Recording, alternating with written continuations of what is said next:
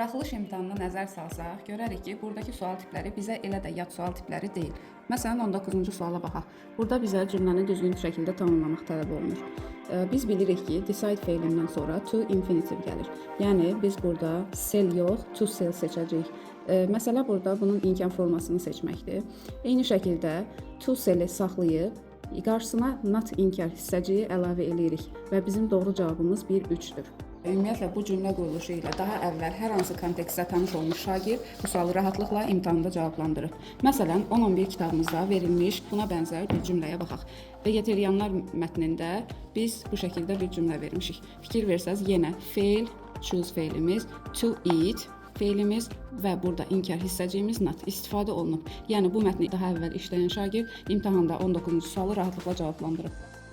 Eyni şəkildə 21-ci suala baxaq. Burada yenə bizdən cümləni düzgün prepositionlarla tamamlamaq tələb olunur. Biz əslində sırf bu stay feili ilə hansı prepositionun işləndiyini bilsək, doğru cavabı tapmış olarıq. Çünki bu ancaq B variantındadır. Stay at somewhere, buradakı kimi stay at my aunt's desək, yəni hardasa qalmaqdan bəhs edəndə stay feili ilə at işlədirik. Bu da sadəcə B variantında olduğuna görə bizim artıq doğru cavabımız bəlli olur. Bu tip feillərin prepositionlarla birlikdə işləndiyi hər hansı bir sual tipi və ya cümlə quruluşunu daha əvvəl yenə dediyimiz kimi hansısa vəsaitdə görmüş şagird yenə bu suala vaxt itirmədən doğru cavab yaza bilər. Bu tip sualı biz 7, 8, 9 vəsaitimizdə, məsələn 13-cü sualda prepositionla birlikdə işlətmişik. Həmçinin 11 kitabında bu hissədə və digər bir neçə vəsaitimizdə müxtəlif hissələrdə bir yerdə işlətmişik ki, bununla tanış olan şagirdlər artıq imtahanda problem yaşamayıblar. İmtahanda şagirdlərin söz bazasını yoxlamaq üçün də kifayət qədər suallar olur ki, bu sualları cavablandırmaq üçün sözlərin mənasını, ən əsası isə definitionlarını bilmək əhəmiyyət daşıyır.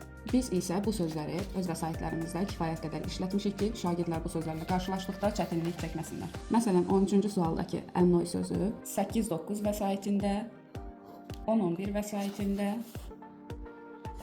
8-11 vəsaitində, frighten sözünü 7-9 vəsaitində, 10-11 vəsaitində, prove sözünü 7-9 vəsaitində və 8-9 vəsaitində definition ilə birlikdə istifadə etmişik. Eyni zamanda bənzər sual olan 24-cü sualda scream sözü definition ilə birlikdə 7-9 vəsaitində bənzər sual tipi kimi